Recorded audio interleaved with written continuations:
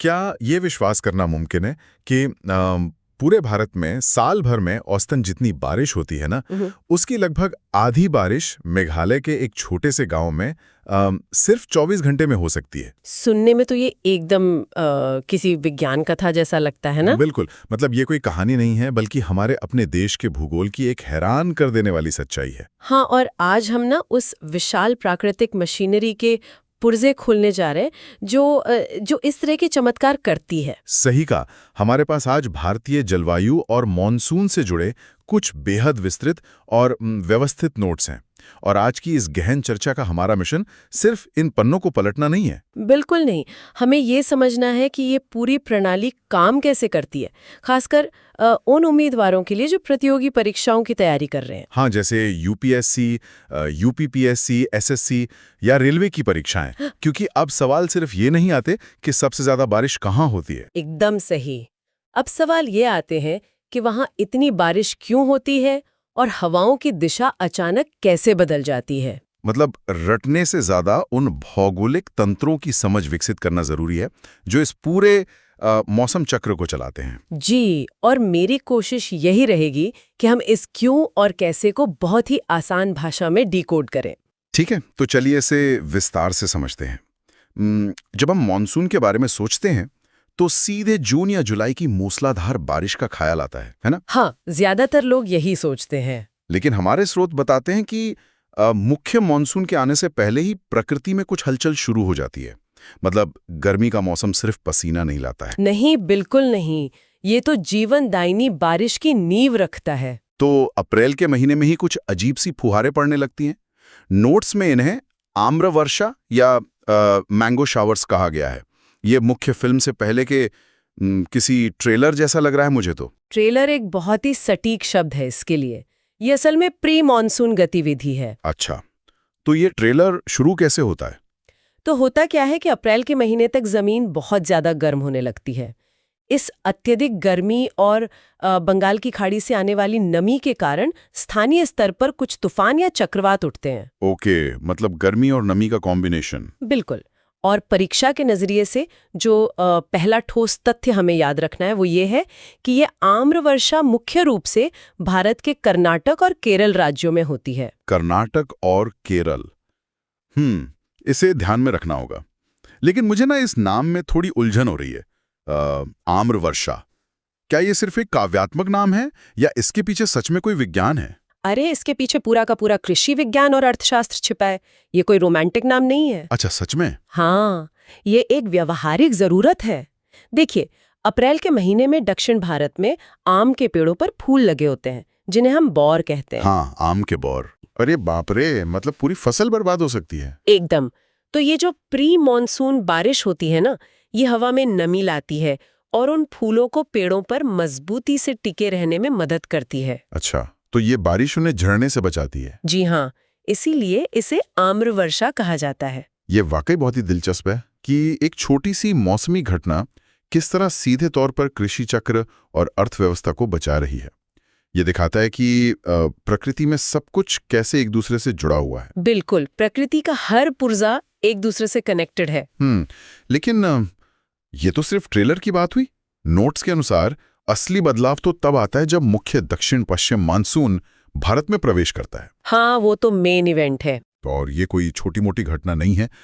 ये तो पूरे उपमहाद्वीप को भिगो देने वाला एक विशाल सिस्टम है।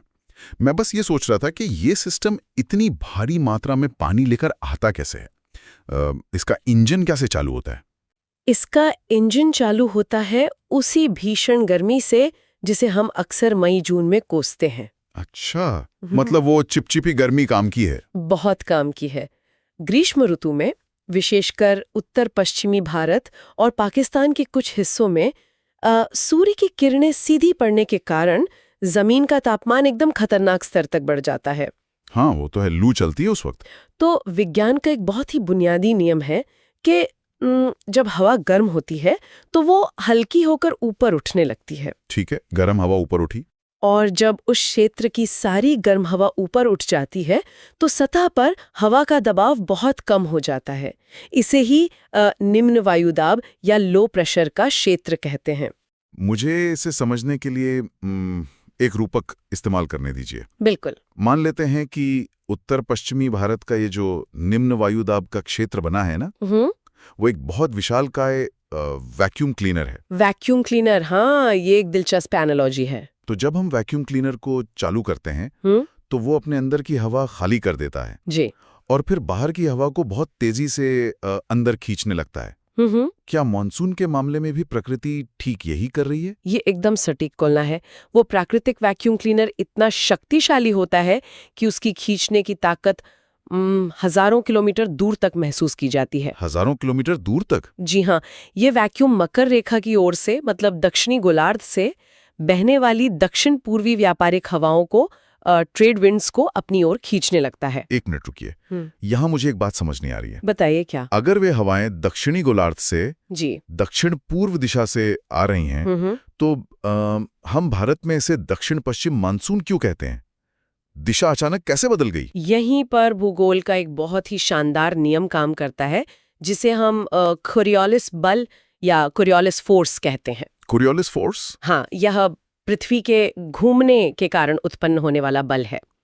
नियम यह है कि जब भी हवाएं भूमध्य रेखा को पार करके, इक्वेटर को पार करके उत्तरी गोलार्ध में आती हैं, तो पृथ्वी के घूर्णन के कारण वे अपनी दाहिनी ओर मुड़ जाती हैं। अच्छा, मतलब राइट साइड में टर्न ले लेती हैं? बिल्कुल।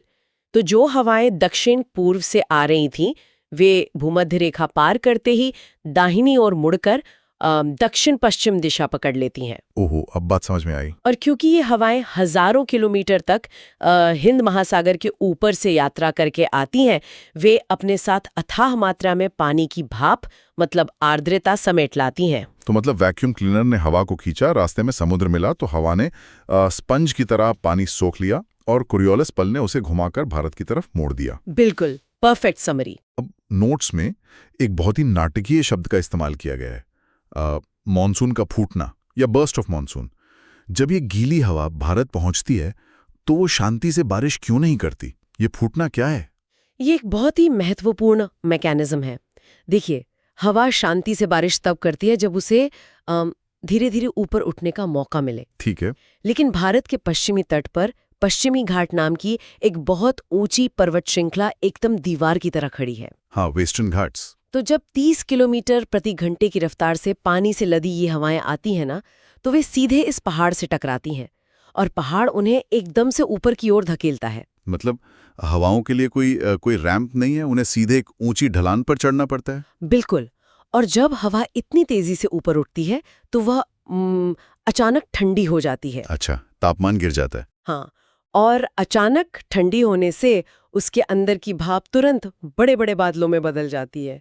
इसी प्रक्रिया को हम भौगोलिक भाषा में पर्वतीय वर्षा या ओरोग्राफिक लिफ्ट कहते हैं।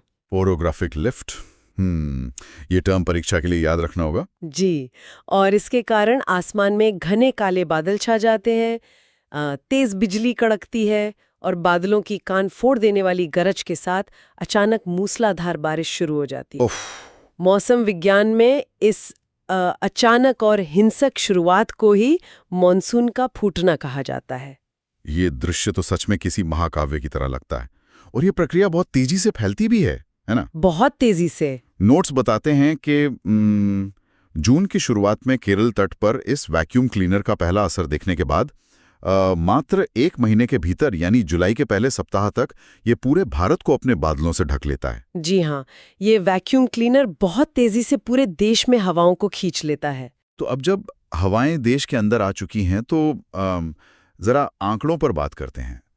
स्रोत में कुछ बहुत ही विशिष्ट नंबर दिए गए हैं। हाँ, आंकड़े बहुत जरूरी हैं परीक्षा के लिए। वर्ष 2022 के डेटा के अनुसार दक्षिण पश्चिम मानसून ने 924.8 मिलीमीटर बारिश दर्ज की, लेकिन उसी के साथ वार्षिक वर्षा का आंकड़ा 1257 मिलीमीटर दिया गया है। हाँ, ये अंतर समझना जरूरी है। और एक तीसरा आंकड़ा भी है, दीर्घकालिक औसत यानी LPA, जो 116 सेंटीमीटर है। जो लोग पहली बार इसे पढ़ रहे हैं उनके लिए इन 3 अलग-अलग नंबरों का क्या अर्थ है? इन आंकड़ों के बीच का फर्क समझना बहुत जरूरी है, क्योंकि अक्सर परीक्षा के प्रश्न पत्र यहीं पर उम्मीदवारों को फंसाते हैं। बिल्कुल।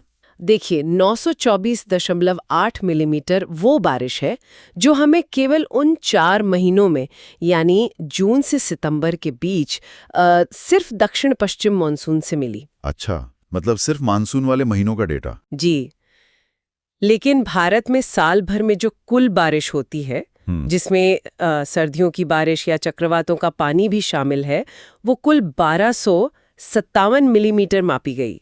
इसका मतलब ये है कि देश को मिलने वाले कुल पानी का 100% हिस्सा सिर्फ दक्षिण पश्चिम मानसून से नहीं आता। बिल्कुल सही पकड़े आप।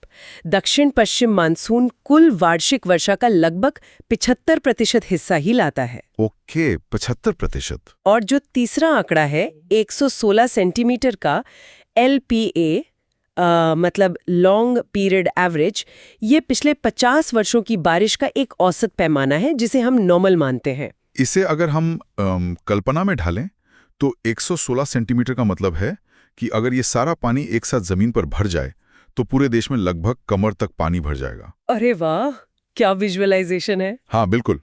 ये कोई छोटा आंकड़ा नहीं है और इस 116 सेंटीमीटर में से अगर सिर्फ 10% की भी कमी आ जाए ना तो पूरे देश में सूखे और आर्थिक संकट की स्थिति पैदा हो सकती है। एकदम सच कहा आपने। इसीलिए इन हवाओं का सही दिशा में बहना और सही मात्रा में बरसना बहुत जरूरी है। तो चलिए हवाओं की दिशा की ही बात करते हैं। हमने देखा कि हवाएं दक्षिण पश्चिम दिशा से देश में प्रवेश करती हैं, लेकिन क्या वे उसी सीधी रेखा में आगे बढ़ती रहती हैं? मतलब क्या वे सीधे चीन या मध्य एशिया की तरफ निकल जाती हैं? यहीं पर भारत का भूगोल अपना सबसे बड़ा तुरुप का पत्ता फेंकता है। और वो क्या है? हिमालय। हिमालय पर्वत श्रृंखला उत्तर में एक विशाल और अभेद्य दीवार की तरह खड़ी है। जब ये मानसूनी हवाएं आगे बढ़ती हैं तो वे हिमालय को पार करने में पूरी तरह असमर्थ होती हैं। एक मिनट, अगर वे एक विशाल दीवार से टकराती हैं तो उन्हें तो वापस लौट आना चाहिए, है ना? जैसे कोई गेंद दीवार से टकराकर वापस आती है, फिर ये हवाएं अचानक उत्तर प्रदेश या बिहार में पूर्व दिशा से कैसे आने लगती हैं? ये एक बहुत ही शानदार सवाल है। हवाएं किसी ठोस गेंद की तरह तुरंत वापस नहीं उछलती। इसके बजाय हिमालय एक डिफ्लेक्टर या फनल की तरह काम करता है। हाँ, डिफ्लेक्टर की तरह? हाँ, जब हवाएं हिमालय से टकराती हैं तो वे पर्वत श्रृंखला के समानांतर या पैरेलल बहने लगती हैं। वे उत्तर पश्चिम की तरफ मुड़ जाती हैं। अच्छा, मतलब दीवार उन्हें रोककर एक खास रास्ते पर मोड़ देती है। बिल्कुल। इसी कारण से गंगा के मैदानों में जैसे पश्चिम बंगाल, बिहार और उत्तर प्रदेश में हवाओं की दिशा दक्षिण पश्चिम नहीं रहती। तो क्या हो जाती है? वे मुड़कर दक्षिण पूर्व और पूर्व दिशा से उत्तर पश्चिम की ओर बहने लगती हैं। ये एक बहुत ही कीमती इंसाइट है और मुझे साफ दिख रहा है कि कथन आधारित या स्टेटमेंट बेस्ड प्रश्नों में ये कैसे एक जाल बन सकता है। हाँ, यूपीएससी ऐसे ही सवाल तो पूछता है। बिल्कुल। अगर सवाल आए कि गंगा के मैदानों में दक्षिण पश्चिम मानसून की दिशा मुख्य रूप से दक्षिण पश्चिम होती है, तो सामान्य तर्क लगाने वाला कोई भी व्यक्ति इसे सही मान लेगा और उसका जवाब गलत हो जाएगा। हाँ, क्योंकि असल में हिमालय की वजह से वो दिशा पूर्व या दक्षिण पूर्व हो चुकी होती है। यही वो सूक्ष्म अंतर है जो एक रटने वाले और एक समझने वाले उम्मीदवार के बीच का फर्क तय करता है। हिमालय सिर्फ हमें ठंडी हवाओं से नहीं बचाता, बल्कि वो पूरे देश में बारिश का बंटवारा भी करता है। ये पूरी प्रक्रिया सच में किसी जादू की तरह है। लेकिन जो मानसून आता है उसका काम खत्म होने के बाद उसे वापस भी तो जाना होता है। बिल्कुल, प्रकृति का चक्र है। नोट्स के अनुसार सितंबर के महीने में इस मशीनरी का गियर बदल जाता है। ये कैसे होता है? क्या वो विशाल वैक्यूम क्लीनर बंद हो जाता है? हाँ, आप कह सकते हैं कि वो वैक्यूम क्लीनर कमजोर पड़ने लगता है और इसका सीधा संबंध खगोल विज्ञान से है। खगोल विज्ञान से कैसे? सितंबर आते आते पृथ्वी की स्थिति के कारण सूर्य दक्षिणायन होने लगता है। मतलब सूर्य की सीधी किरणें अब उत्तरी गोलार्ध से हटकर भूमध्य रेखा की ओर जाने लगती हैं। ओके। इसके कारण उत्तर पश्चिमी भारत में तापमान गिरने लगता है और वो जो निम्न वायुदाब का शक्तिशाली क्षेत्र था ना, वो खत्म होने लगता है। स्रोत सामग्री में यहाँ एक बहुत भारी भरकम तकनीकी शब्द का इस्तेमाल किया गया है, ITCZ का खिसकना। इस ITCZ को अगर हम आसान भाषा में डिकोड करें तो ये असल में क्या बला है? ITCZ का पूरा नाम है इंटरट्रॉपिकल कन्वर्जेंस जोन। इसे समझने का सबसे आसान तरीका ये है कि इसे एक थर्मल इक्वेटर या सबसे ज्यादा गर्मी वाली पट्टी मान लिया जाए। सबसे ज्यादा गर्मी वाली पट्टी। हाँ, पृथ्वी पर यह वह क्षेत्र है जहाँ सबसे ज्यादा गर्मी होती है और जहाँ दोनों गोलार्धों की हवाएं आकर मिलती हैं। ये पट्टी हमेशा उस तरफ खिसकती है जहाँ सूर्य की सीधी किरणें पड़ रही होती हैं। मतलब गर्मी जहां जहां जाएगी ये पट्टी उसके पीछे पीछे जाएगी। एकदम सही। जब सूर्य दक्षिण की ओर जाता है तो ये ITCZ नाम की पट्टी भी खिसककर दक्षिण की ओर चली जाती है। तो इसका मानसून पर क्या असर होता है? इसके खिसकने से मानसून की हवाओं का पैटर्न पूरी तरह पलट जाता है। वैक्यूम क्लीनर अब समुद्र की तरफ बन जाता है और हवाएं जमीन से समुद्र की ओर उल्टी दिशा में बहने लगती हैं।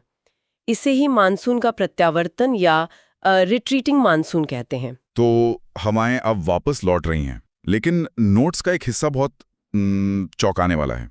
ऐसा लगता है कि ये वापसी खाली हाथ नहीं होती है। बिल्कुल नहीं। लौटता हुआ मानसून, जिसे अब हम उत्तर पूर्वी मानसूनी हवाएं कहते हैं, वो जमीन के ऊपर से आता है।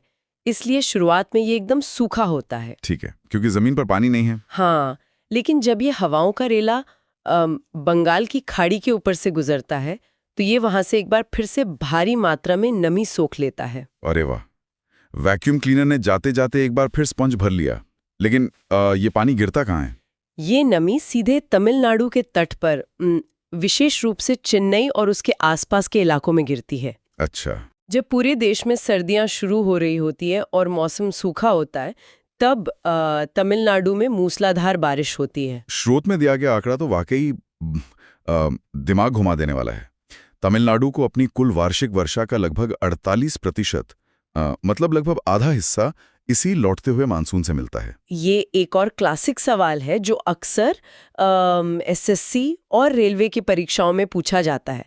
सवाल आता है कि सर्दियों की शुरुआत में भारत के किस तट पर सर्वाधिक वर्षा होती है? और इसका उत्तर होगा कोरोमंडल तट या तमिलनाडु। बिल्कुल, हमेशा यही उत्तर होगा। जब हम इन सभी आंकड़ों और पैटर्न्स को एक साथ रखकर देखते हैं ना, तो भारत के भीतर वर्षा के वितरण का जो चरम अंतर दिखाई देता है वो सच में अद्भुत है। ऐसा लगता है जैसे एक ही देश में दो अलग अलग ग्रह मौजूद हों। ये भारतीय उपमहाद्वीप के भूगोल की सबसे बड़ी खासियत है। एक तरफ ऐसे क्षेत्र हैं जो पानी के नीचे डूबे रहते हैं और दूसरी तरफ ऐसे क्षेत्र हैं जहां एक बूंद के लिए भी संघर्ष करना पड़ता है। चलिए इन चरम सीमाओं की गहराई में चलते हैं। नोट्स में पश्चिमी घाट, पूर्वी हिमालय और मेघालय का जिक्र है, जहां 250 सेंटीमीटर से भी अधिक बारिश होती है। और फिर बात आती है मौसिनराम की, जो मेघालय में है। हमने चर्चा की शुरुआत में ही इसका जिक्र किया था। हाँ, मौसिनराम विश्व में सर्वाधिक वर्षा वाला स्थान है। अगर इसके चरम रूप को समझना हो ना, तो 19 जुलाई 2016 का रिकॉर्ड देखा जा सकता है। क्या हुआ था उस दिन? उस एक दिन में वहां 549.2 मिलीमीटर बारिश दर्ज की गई थी। एक ही दिन में? बाप रे। और अगर 2022 के डेटा को देखें तो मेघालय का पूर्वी खासी हिल्स जिला सबसे ज्यादा बारिश वाला जिला रहा, जहां साल भर में 8,084.7 मिलीमीटर बारिश हुई। 8,084 मिलीमीटर। अगर भारत का औसत 1160 मिलीमीटर है तो ये उससे लगभग 7 गुना ज्यादा है। लेकिन मेरा सवाल वही है, क्यों? आखिर मौसिनराम में ऐसा क्या खास है जो हवाएं अपना सारा पानी वहीं उड़ेल देती हैं? इसके पीछे वहां की पहाड़ियों की बनावट है। मेघालय में गारो, खासी और जयंतिया नाम की पहाड़ियां हैं। इनकी आकृति एक कीप या फनल की तरह है। अच्छा, फनल की तरह। जी। जब बंगाल की खाड़ी से नमी वाली हवाएं इस फनल के अंदर घुसती हैं तो वे 3 तरफ से पहाड़ियों से घिर जाती हैं। बाहर निकलने का कोई रास्ता नहीं होता, इसलिए उन्हें मजबूरी में बहुत तेजी से ऊपर उठना पड़ता है। अरे वही पर्वतीय वर्षा वाला नियम। हवाएं फनल में फंसी, ऊपर उठी, तुरंत ठंडी हुई और बादलों ने सारा पानी वहीं गिरा दिया। बिल्कुल, इसे भौगोलिक भाषा में फनलिंग इफेक्ट कहा जाता है। और अब सिक्के के दूसरे पहलू को देखते हैं। हमारे देश का सबसे सूखा हिस्सा। नोट्स के अनुसार लद्दाख का लेह जिला सबसे कम वर्षा वाला स्थान है। हाँ, वहाँ बारिश बहुत कम होती है। यहाँ साल भर में सिर्फ 63.8 मिलीमीटर बारिश दर्ज की गई है। मतलब मौसिनराम के एक दिन की बारिश का भी बहुत छोटा सा हिस्सा। लेह में इतना सूखा क्यों है? क्या वहां बादल नहीं पहुंचते? बादल पहुंचने की पूरी कोशिश करते हैं, लेकिन यहाँ भी भूगोल अपना खेल खेलता है। लेह हिमालय के वृष्टि छाया क्षेत्र या रेन शैडो एरिया में आता है। रेन शैडो एरिया, ये क्या होता है? देखिए, जब मानसूनी हवाएं हिमालय पर्वत को पार करने की कोशिश करती हैं, तो वो पहाड़ के जिस हिस्से से टकराती हैं, और जिसे विंडवर्ड साइड कहते हैं, वहां तो खूब बारिश कर देती हैं। ठीक है। लेकिन जब ये पहाड़ की चोटी पार करके दूसरी तरफ यानी लीवर्ड साइड नीचे उतरना शुरू करती हैं, तब तक उनके अंदर की सारी नमी खत्म हो चुकी होती है। मतलब जब हवाएं लेह तक पहुंचती हैं तो वे एकदम सूखी और खाली हो चुकी होती हैं। एकदम सही। और पहाड़ से नीचे उतरते समय हवाएं गर्म भी होने लगती हैं, जिससे बारिश की कोई संभावना नहीं बचती। इसी वृष्टि छाया प्रभाव के कारण लेह एक ठंडा रेगिस्तान बन गया है। ये सिर्फ बारिश का बंटवारा नहीं है, ये वृष्टि छाया क्षेत्र और फनल इफेक्ट असल में ये तय करते हैं कि कहाँ के लोग कैसे घर बनाएंगे, क्या खेती करेंगे और उनकी संस्कृति कैसी होगी। तो इस चर्चा को अगर समेटा जाए तो ये स्पष्ट है कि मॉनसून केवल आसमान से गिरता पानी नहीं है। ये निम्न वायुदाब के विशाल वैक्यूम क्लीनर, मकर रेखा से भूमध्य रेखा को पार कर दिशा बदलने वाली व्यापारिक हवाओं, कोरियोलिस बल, हवाओं की दिशा मोड़ने वाले हिमालय के फनल और सूर्य के साथ खिसकने वाले ITCZ का एक बेहद जटिल और मशीन जैसा कॉकटेल है।